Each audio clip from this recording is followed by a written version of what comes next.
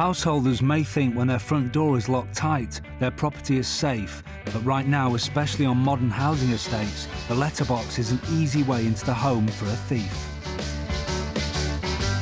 So watch out for anyone walking around with a long stick.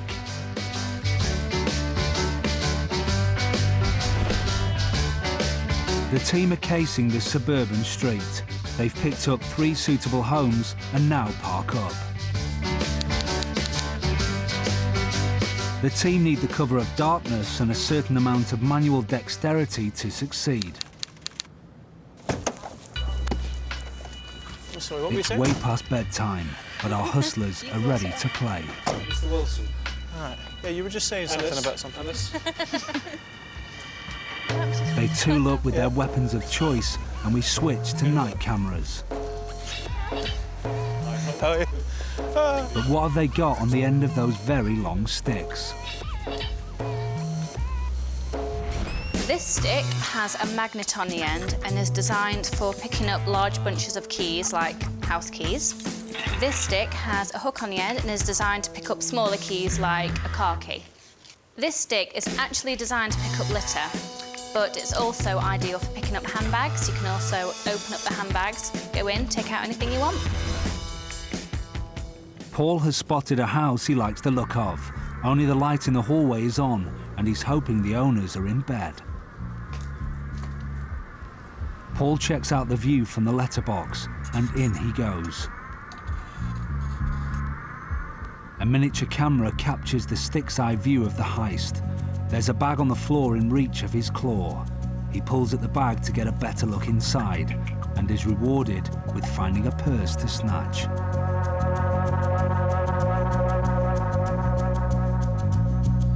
The claw trigger is pulled, and the purse is well and truly grabbed.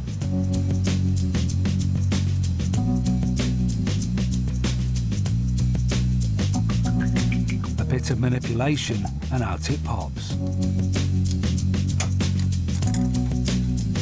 Meanwhile, Jess has spied a jacket hanging up at the bottom of the stairs. Nothing unusual in that, except Jess's magnetic long stick can reach it easily. The pocket is dipped, and Jess has caught a bunch of house keys. The owners are asleep upstairs, so Jess must be as quiet as she can as she retrieves her haul.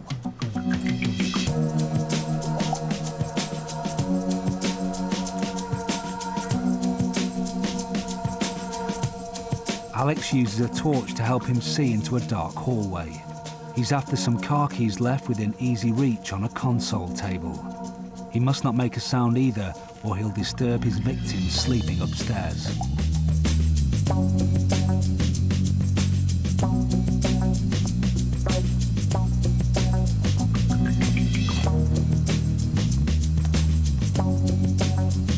The hook proves an ideal choice for snagging the keyring.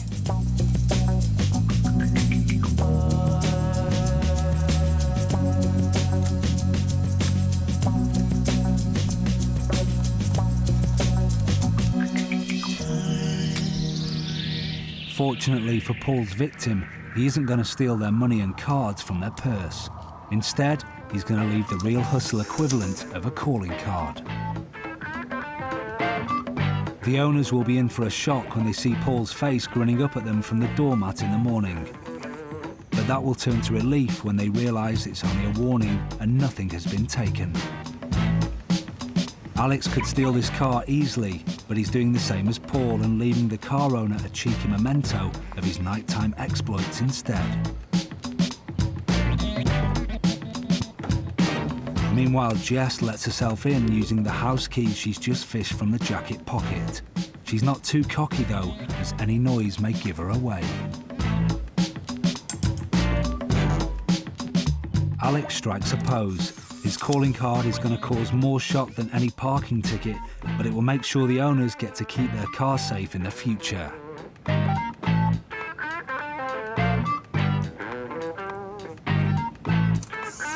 Jess's photo is certain to be a wake-up call for the house owner's home security and could just save them from a real long-stick burglar. Alex thoughtfully posts the car keys back, and it's time for the team to leave.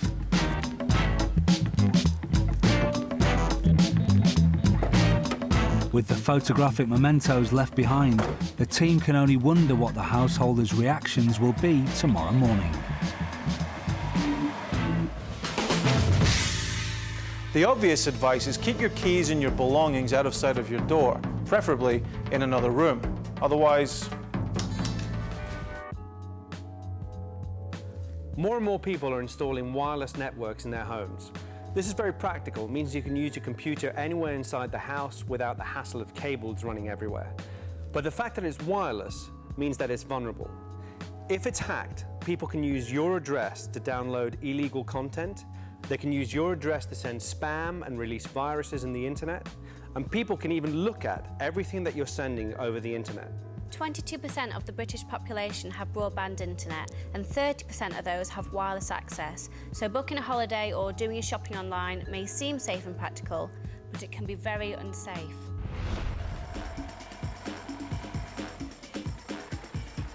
Alex, Paul and Jess are going to try and find out how easy it is to hack into a secured wireless network. They've bought some readily available software off the internet and installed it on a laptop inside their van. All they have to do now is cruise around a residential area until they pick up a good enough signal to begin the wireless hijack. How is it? It's a good one. Stop here. Yeah, I got 3. Right. 4. Radio signals from wireless networks may not be very strong, but depending on where the base station is located in the house, it's sometimes possible to pick up several different networks in one spot out on the street. It's very much like watching a TV program. You basically tune into the appropriate channel, and so long as you're tuned into it, you can see what's happening. The technology is designed to be read by anything, unless you put additional protection onto it. It's supposed to be as simple as possible to make it fast and lightweight and compatible. There's 3 in the area, but this one's got a lot going on right now. They're actually making a bet on putting a bet on that. On this street, the hustlers have managed to pick up signals from 4 different houses. Most homeowners don't even bother to protect themselves with a password, which is the equivalent of leaving your back door open to a hacker. This house, however, has protected itself by using a simple web security setting. But with the right software, this is still easily crackable. All it takes is a couple of minutes to decode their password settings and the hustlers are in. We've got access to his entire server, so if we want, we could download information or transmit information on his bandwidth. Alex, Paul and Jess are now able to see everything this homeowner is doing on their computer. And for the next hour, they watch the victim as he sends emails, browses the web and purchases goods, all from the comfort of their van. Not only that, he's booked a hotel. Look, we actually know that he's going away on holiday, and I managed to grab outbound flight, his accommodation, and the inbound flight. So we know we're going to be having an empty house as well. So we know when we have an empty house. So it's everything that we need. Let's hit him. Print some stuff off. Great, we're done.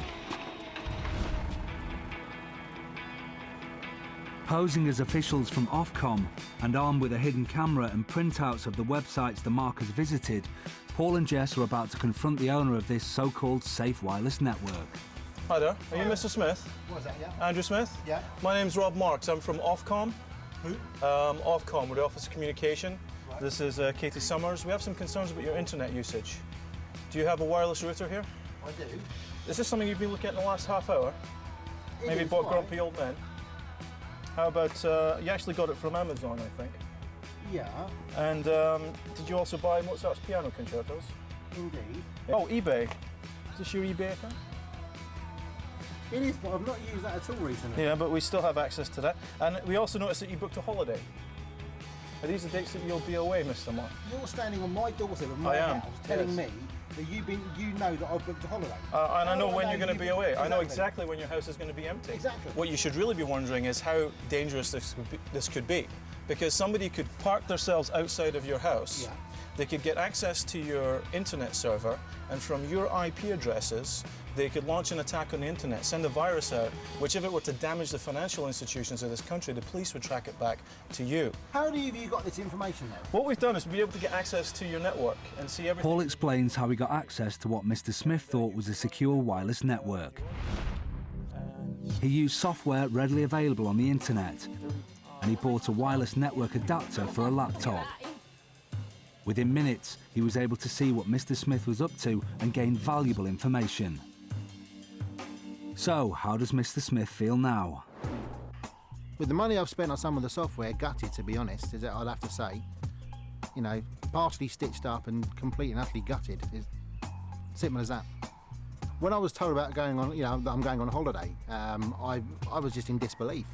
You know, the thought then that my house could be open to anyone coming in here for 7 days, knowing that I'm not going to be here from whatever date of the day I come back, but for 7 days, somebody can walk in here, untroubled, round the back of the house, and, well, what can I say? That really would have been something to come back to, wouldn't it? And I think everybody now, from what you've done to me, I'm trying to be nice here, but should be very, very concerned. Always be careful about what you send across your wireless network, and if possible, have one computer that's hardwired to the net. And when you name your network, make sure it doesn't identify exactly who you are. And finally, always use the highest level of security available to you, which in most cases will be WPA.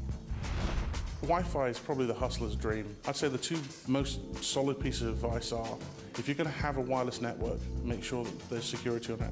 Enable WPA, which is a good system of security that you can have on wireless, and enable MAC address filtering. What MAC address filtering does is says only specific machines are allowed to come in. Nothing else can come through. When you're away on holiday, the last thing you want to worry about is everything you've left behind at home. With almost 300,000 domestic burglaries in the UK every year, people rely on home security systems to keep their belongings safe. But whether you're away or at home, even state-of-the-art alarms are no match for the hustlers in the silent alarm sting. Jess has been out, looking for a specific type of house. It needs to have an alarm system, and the owner must be at home.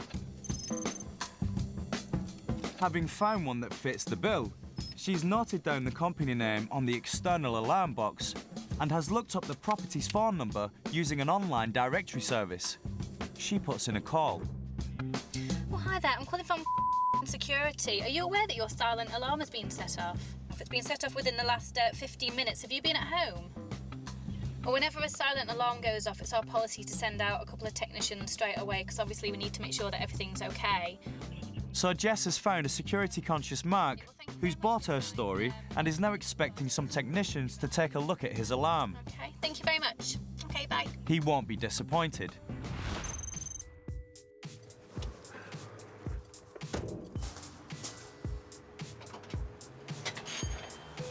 Oh, hi there. I'm from the security company. They giving you a call? Yes. Your alarm seems to be going off. Are you monitored? Apparently we are. Okay. I just really want to check the sensors that you got. Have you got one up here? Yeah. That's register and claim. One in the lounge. Do you have one down here, sir? No, I don't think so. Okay. It's the one on the front door that's the one giving us the problem. There's one in the kitchen. Do you have your front door keys? Because sometimes when you lock the door, if the temperature changes, sometimes these are misaligned. Alex is using technical talk to make the Mark think they need to carry out a standard engineer's test. Yeah, there's a set on that. Can I try locking your door, sir? Yeah. Sometimes the deadlocks just shift with wooden frames. So if you don't mind, I'll lock the door, and if you just set it and see Well, we do both locks actually when we go out. Can I ask you just to put your code in there? Just your code. I'll look away, obviously. I don't want to. Great, and just switch it off. That seems to be fine. Are you going to be setting might be it the at all local later exchange. today? We might be, we're going out, yeah. Okay. Well, Right. if it goes off again, Yep. we'll let you know. The test has shown that everything is in order. Sorry to bother you, and we'll The Mark now thinks his alarm system is fully functional again. Of course, there was nothing wrong with it in the first place. The Mark's house is now empty, just as the hustlers knew it would be. The Mark told them himself, We might be, we're going out, yeah. Okay. but they're still faced with a locked and alarmed property. How can they possibly gain entry? Easy. When Alex and Paul visited the house earlier, they were after two things. First, the alarm code. Can I ask you just to put your code in there? And Paul may have been looking away, but the hidden camera on his clipboard wasn't.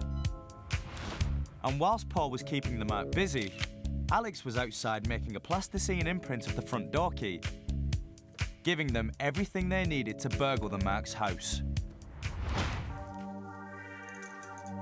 Paul punches in the code to deactivate the alarm. They don't want any real technicians turning up. Alex heads straight for a set of car keys that he spotted on his first visit. It's payday. This burglary has just stepped up a notch. Alex and Jess install hidden cameras in the sitting room to capture the robbery on film. We're set? Yep. 3. Oh, she's heavy. Jess keeps an eye out for neighbours as Alex and Paul walk off with a 32-inch plasma TV. Why am I the one walking backwards? Why is that?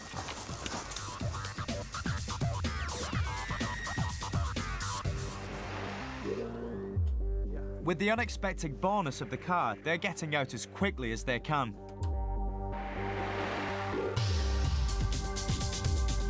Alex checks out his new set of wheels, a £17,000 convertible.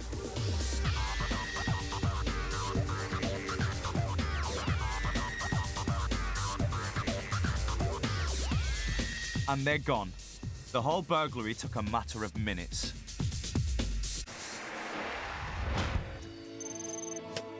Less than an hour later, the Marks return home, not noticing that there's a lot more parking space than usual. As they get out of their car, they see that all the lights are on in the house.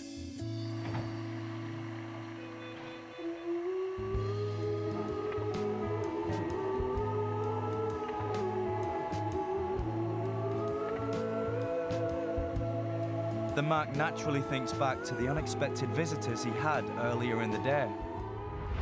Well, I had a phone call earlier to say our control had gone off. And they said they were sending some people around, but 2 guys turned up, which we presume was from the company. Yeah, I think that was them. Always check ID before you let anybody in your house. If you're unsure about their credentials, call the company they claim to work for and check again. Once they're inside your house, never leave them unattended. Now, if you're unsure about your house alarm, if you think that your code has been compromised, then change it. In fact, the more often you change it, the more secure you'll be. Whenever you invite somebody into your home, somebody you've never met before, you need to identify them. If you've got any doubt whatsoever, let them wait at the door while you make a phone call. If they're con men, they'll disappear immediately. If they're not, they'll wait patiently. Never give out PIN codes, never give out details to anybody unless you are absolutely certain. More and more holidaymakers are choosing to spend their time off in Britain, rather than going abroad, staying in hotels, B&Bs and cottages. Jess has come to an area full of holiday rental properties. She's going to make some tourists hand over their hard-earned spending money, and she's going to do it by giving them a present. This is the gift basket con. Jess knows that today's the main changeover day for rentals in this area, and she's looking for some new arrivals. Hello. Hi, I'm Susie. I'm from the management company. Just wanted to check that you're okay and you got the key and everything.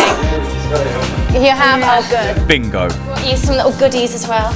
These tourists weren't expecting anyone from the rental agency, Stuff like that. but who doesn't like a free gift? Did you get the key? Oh yeah, I found it, yeah. Oh, excellent. Oh, good. I was a little bit worried, so I thought I'd just pop round. I need to just quickly change the remote control as well. That's okay in the living room. All right. Because we just had a new system put in and all the old remotes are still there, so you wouldn't really be getting very far with them. Oh right, we haven't That's- checked yet. Have you not? All right. Do you like it though? Is everything? Oh, it's lovely, isn't yeah, it? it's really big. just got here. Jess walks off ahead, giving her a crucial few moments alone in the sitting room. Can I just show you with this fire as well? I mean, it's not really a big deal. When you start it up, you might smell a little bit of paint as well, but... So far, all Jess has done is hand out gifts and helpful advice. How is she going to turn this home visit into a profitable hustle? Here comes the killer question. Also, did they talk to you about the deposit that you need to be leaving? All over right, the phone? No. No, it's a £200 deposit just for any damages and stuff like that. It's just standard. That's all. So do you want to sit down? All right. Right, you have a seat. No, it's just standard procedure, so I need to get that off you today. Then I'll come back in a couple of days and I'll be able to give that back to you. All It's right. just to make sure that, you know, there's no vases or anything that break. And we had a chap here not so long ago kept bashing his head on the ceiling. So I was like, did you? The breakage deposit comes as a bit of a surprise to the Marks. After all, the rent has already been paid in advance. Did I not tell you about that? No. Oh, right, because I assumed that because they hadn't done it, then you were paying in cash. That's why I brought my little receipt book with me. All right. That's all. Will the Marks really hand over £200 to a stranger that's just knocked on their front door? They don't really have much choice. Are all these beans original? They are, yeah. It's lovely, isn't it? As one Mark goes off to find her purse, Jess shares some more of her intimate knowledge of the cottage with the other Mark. All the cash you got on your left hand. How much have you? I've got 200. It's 200, that's spot on. It's 200, that's great. Me and my husband's just tomorrow. Oh no, we're taking all your money. No, I can get some. Look, Is that okay? Yeah. That's one holiday off to an expensive start. And that's your receipt. I'll come back and I'll drop this back off to you in a couple of days. If you need anything, in the basket there's my personal number, there's the management as well. Have a lovely stay. If you need anything, just give us a call. I'm only 10 minutes away. All right. Okay, take care. Okay, fine. You're welcome. Enjoy your stay. Thanks. Bye. It's that simple. Jess has made £200 in just 5 minutes. But the Marks do still have that luxury gift basket to enjoy.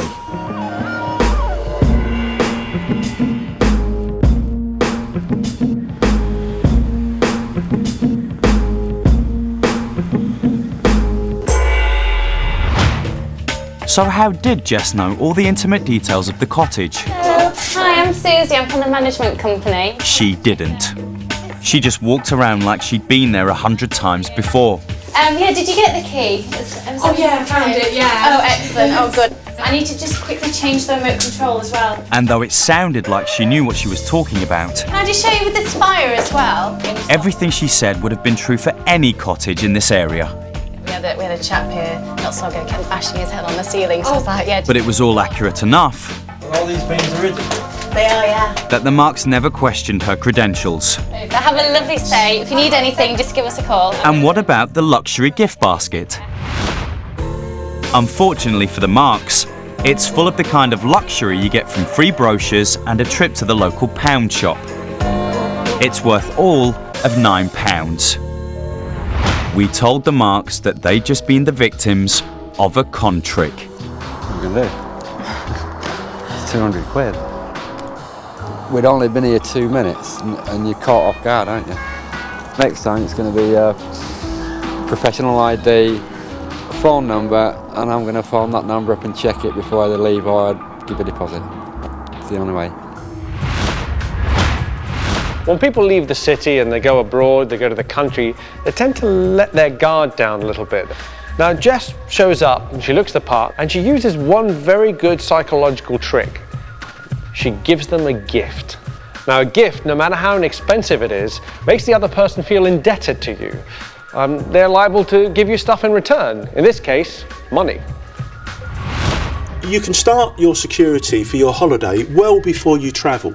Make sure that you understand what you're being asked to pay, if there are going to be any additional charges. Then when you turn up and you're in that kind of very relaxed holiday mood and maybe your guard's down a bit, if somebody does come to you and ask you for more money, whether it's a deposit for food or anything at all, just make sure you think, well, that's a surprise. I'll ring the person I've booked from. I'll ring the holiday company. I will double check. Jess, Alex and Paul are taking a trip in the Hustle van. And judging by the temporary branding on the sides, they're out on business in the Upgrade.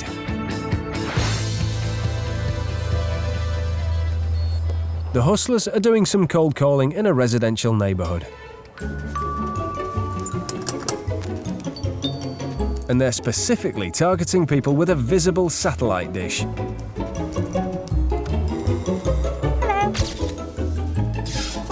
Susie, I work for TRH Installations. We're doing a scheme on your street today. It's my colleague just next door. Jess points to Paul a couple of doors down.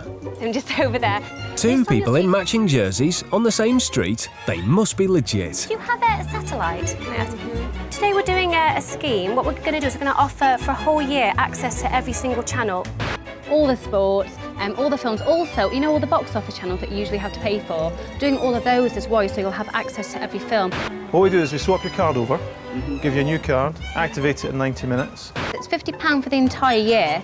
All we want to do is at the very end is if you fill out a quick survey telling us how you found it. So Jess and Paul work for a local satellite company and are signing people up for an Access All Areas promotional deal. For a one-off top-up fee, existing satellite subscribers will get all premium channels for a year, and it only costs £50. That's £50. For the entire year. As long as you do the survey. As long as you do the survey, yeah. It takes about 2 seconds. Something you'll be interested in? Like I said, for £50 for the entire year, yeah. It's a great scheme. Shall I go and get one of the technicians for you? You can come. He's already done a few houses right now. I'll go get them for you. OK, no worries. So we had that. Have you got the cards? Give me the card you've got and I'll go and get you a new one. Looks like the hustlers have a customer. Right, do you want to replace that? Aye. Right, it'll be £50. Aye. If you want the card just now. Aye. Great, OK, I'll do that for you. I'll be right back. In order to upgrade their package, Paul needs to swap the viewing card for a new one. Alex must have a stash of new viewing cards in the van. Because after some paperwork, Paul returns bearing a welcome package, complete with a VIP viewing card. Paul puts it in the receiver. Right, and you've still got everything here, which is good. It must really be a legitimate viewing card. Otherwise, it simply wouldn't work in the receiver. That'll be £50. There's just a small matter Thank you very much. of the one-off fee. I'll be right back with your receipt. OK, no worries. Actually, no one will be getting a receipt because as soon as they've got the cash, the hustlers jump in the van and are gone.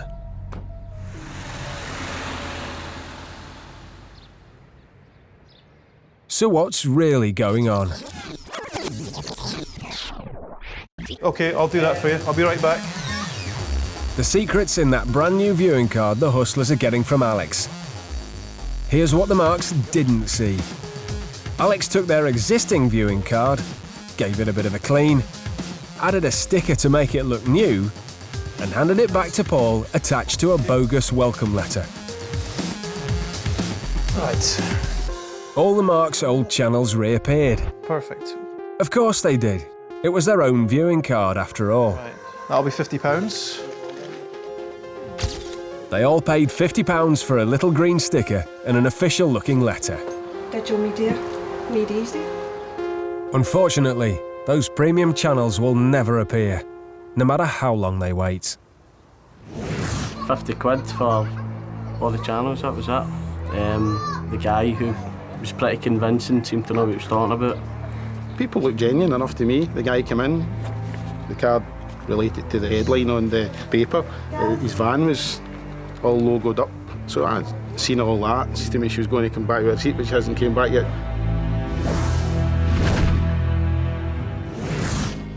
Unlimited satellite for £50 seems too good to be true, but it's the small details that make this scam convincing. Companies do occasionally run trial schemes for new services, and with the badges, uniforms and official-looking van, this offer seems completely legit.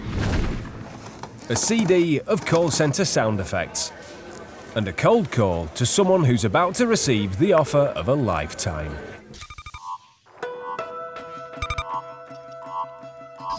Oh, hi there. My name's Susie. I'm calling from the Ultimate Gadgets magazine. How are you today? I'm fine, thanks. Good. Now, listen, I'm not trying to tell you anything. Your name's been selected by our system to take part in a new feature we're running, giving ordinary people a chance to try out all of our latest TVs, Blu-rays, iPads, PCs, any sort of technology that you can imagine. If you're willing to take part, we can deliver a brand new state-of-the-art 3D television to your home, install it for you, and then you can keep it if you want to. If you don't like the TV, then we'll return it and reinstall your old one. So is this something that you'd be interested in doing? Fabulous. A new TV for free? It's an offer too good to refuse.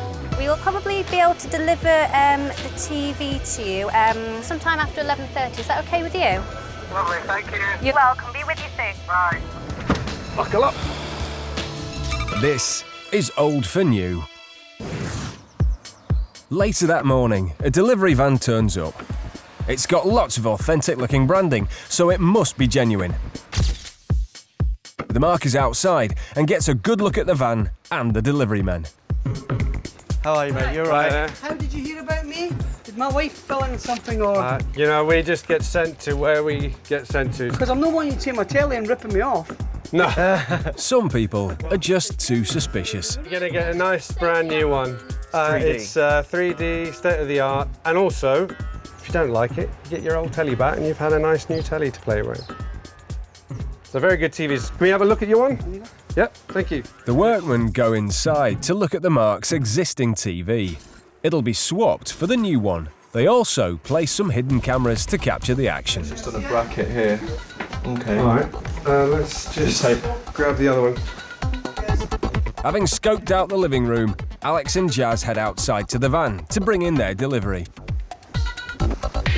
Here it is, a state-of-the-art 3D high-definition TV. I wouldn't mind having a watch of one of these. Before the new one can go up, the existing TV comes down. Just unplug. Though it doesn't do 3D, it's still an expensive high-end television. Take care of her. Oh, yeah, This is my baby. Is that your baby? The Mark's TV goes in the back of the van. Oh, get the duster out. Jen, get the duster out. Are you ready? Yep. Jazz goes back inside to ask the Mark how he'd like the new one to be installed. Do you get glasses with it? Do you have to have glasses Yeah, with it? yeah, glasses are in there and stuff. Are they? Right. Would you like it put up on the same bracket? If you can. Yeah, no, that's cool. So, okay, the best thing is probably take it off of your telly and put it and just... Yeah, and hook it back onto that one. Is it possible just to move all this stuff out the way so we don't kick anything? All right. That should keep the Mark busy for a minute. I'll move my very sharp sword that I can use. Jazz isn't hanging about. He heads straight into the driver's cab, where Alex and Jess are already waiting with the engine running. And before the Mark has a chance to react, Alex hits the accelerator, and they're off. Taking with them the Mark's pride and joy. But this guy doesn't take it lying down. He's straight into his car to give chase. Fortunately, his samurai sword is still in the house, and the hustlers have too much of a head start. When the Mark returns empty-handed, he isn't happy.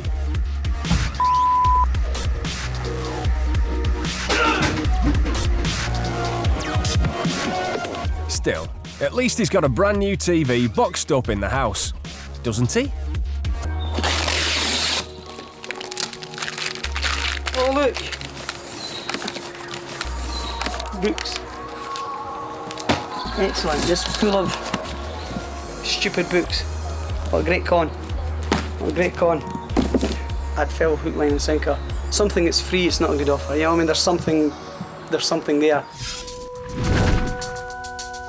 If you're ever unsure about a company that you're dealing with, then look them up. Look on the internet, make some phone calls. If they don't check out, then keep them out of your home.